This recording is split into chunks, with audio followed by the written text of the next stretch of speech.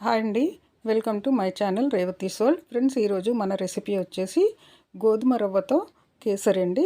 చాలా బాగుంటుంది ఈ రవ్వ కేసరి. మనం గోధుమ రవ్వ పంచదారతో కాకుండా బెల్లంతో చేస్తున్నామండి. గోధుమ రవ్వ బెల్లం కాబట్టి హెల్త్కి కూడా చాలా మంచిది అండ్ చాలా టేస్టీగా ఉంటుంది. ఈ రవ్వ కేసరి మనము దేవుడికి నైవేద్యంగా సమర్పించవచ్చు అండ్ మామూలుగా అయినా కూడా చేసుకొని తినొచ్చండి. పిల్లలు పెద్దలు అందరూ నిస్సందేహంగా తినొచ్చు, డయాబెటిక్ పేషెంట్స్ కూడా. ఎందుకంటే ఇది బెల్లము గోధుమ రవ్వతో చేస్తున్నాం కాబట్టి ఆరోగ్యానికి కూడా చాలా మంచిదండి. అండ్ ఇందులో న్యాచురల్గా నెయ్యి వేస్తున్నాను అండ్ ఇక్కడ జీడిపప్పులు బాదం పప్పులు వేసి చేస్తున్నానండి నేను. మీకు ఇష్టమైనవి ఏవైనా వేసుకోవచ్చు, ఎండు ద్రాక్షలు కూడా వేయచ్చు, కానీ నేను వేయట్లేదండి.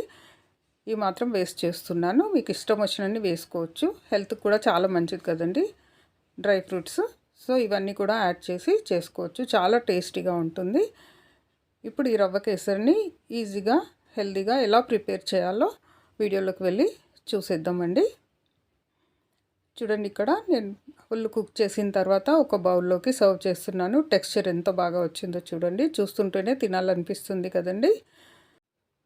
ముందుగా స్టవ్ పై ఒక ప్యాన్ పెట్టేసుకోండి. తర్వాత 2 టీ స్పూన్ల నెయ్యి వేసేసి, ఈ నెయ్యి కొంచెం వేడెక్కిన తర్వాత మనం తీసుకున్న డ్రై ఫ్రూట్స్ ఉన్నాయి కదా, జీడిపప్పులు బాదం పప్పులు, ఇవి నెయ్యిలో వేసేసుకొని కొంచెం ఎర్రగా అయ్యేంత వరకు వేయించుకోవాలండి. కమ్మటి సువాసన వస్తుంది.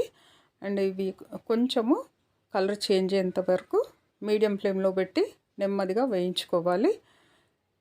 ఇలా ఇవన్నీ వేగిపోయిన తర్వాత అన్నీ ఒక చిన్న గిన్నెలోకి తీసేసుకుందామండి సపరేట్గా.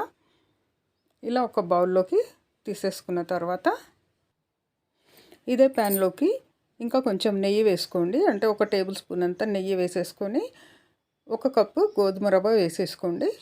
ఈ గోధుమ రవ్వను కూడా బాగా కలర్ చేంజ్ అయ్యేంత వరకు నెమ్మదిగా ఈ నేతిలో వేయించుకోవాలండి.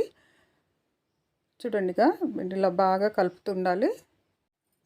ఇలా రంగు మారి కమ్మటి సువాసన వచ్చేంత వరకు వేయించుకోవాలండి. చూడండి, ఇక్కడ నేను వీడియోలో చూపిస్తున్నట్టు ఈ పలుకులన్నీ కొంచెం ఇలా తెల్లగా కావాలండి. అప్పుడు లోపల వరకు బాగా వేగినట్టు అర్థము. అప్పటి వరకు చక్కగా వేయించుకోవాలి. ఇలా వేగిపోయిన రవ్వని కొంచెం సేపు పక్కన పెట్టేసేయండి. ఇప్పుడు ఒక బౌల్లోకి నీళ్లు వేసుకుందామండి. మనం ఏ కప్పుతో రవ్వ కొలుచుకున్నామో అదే కప్పుతో 4 కప్పుల వాటర్ వేసేసుకోవాలి. ఇలా వేసుకున్న వాటర్లో కొంచెం ఫుడ్ కలర్ అండి, ఇలా 1 టీ స్పూన్లోకి కొంచెం వాటర్ తీసుకొని, కొంచెం అంటే కొంచెం ఫుడ్ కలర్ తీసుకోండి, మంచి కలర్ కనిపించడానికండి. లేకపోతే కుంకుమ పువ్వు అయినా వేసుకోవచ్చు మనము. నా దగ్గర లేదు కాబట్టి ఇలా రంగు వేసాను. సో ఇప్పుడు బాగా నీళ్ళు మరిగిపోయాయి కదండి. ఆ మరిగిపోయిన నీటిని మనం వేయించి పెట్టుకున్న రవ్వలోకి యాడ్ చేసేసేయాలి.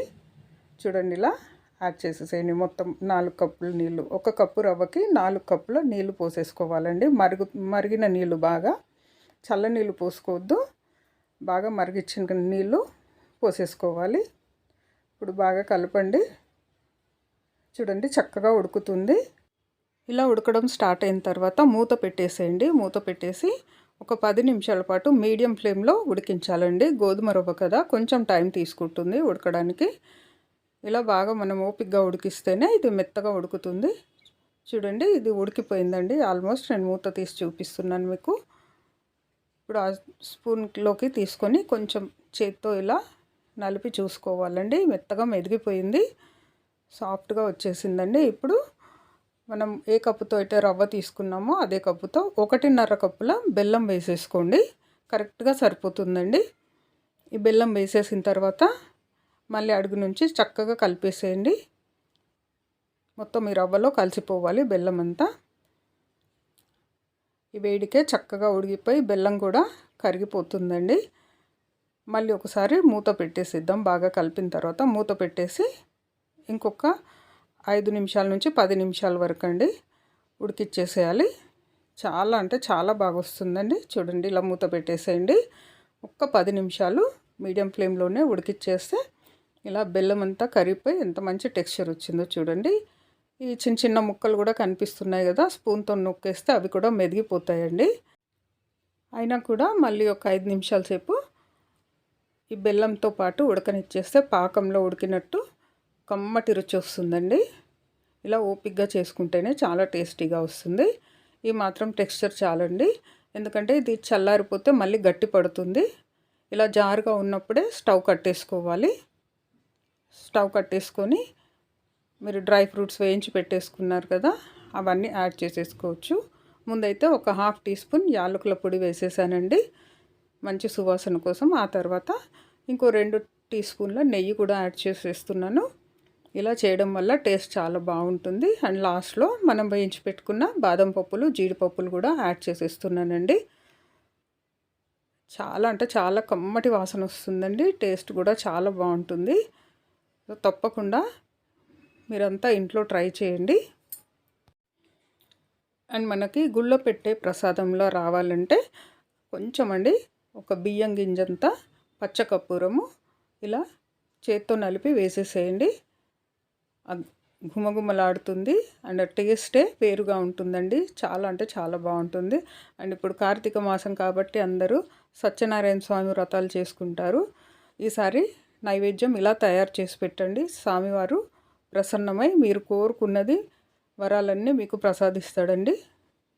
మూత పెట్టేసి ఇంకొక 5 నిమిషాలు అలా పెట్టేశానండి. ఇప్పుడు చూడండి, కరెక్ట్ టెక్స్చర్ వచ్చింది, పర్ఫెక్ట్గా కుక్ అయిపోయింది మనకి. సో ఇప్పుడు ఈ రవ్వ కేసరిని మనము ఇంకో బౌల్లోకి షిఫ్ట్ చేసుకుందామండి. చూడండి, వేరే బౌల్లోకి వేసేస్తున్నాను నేను. ఎంత బాగుందో కదండి, టెక్స్చర్ అయితే చాలా బాగుంది. చూస్తుంటేనే అసలు ఎప్పుడెప్పుడు తినాలనిపిస్తుంది.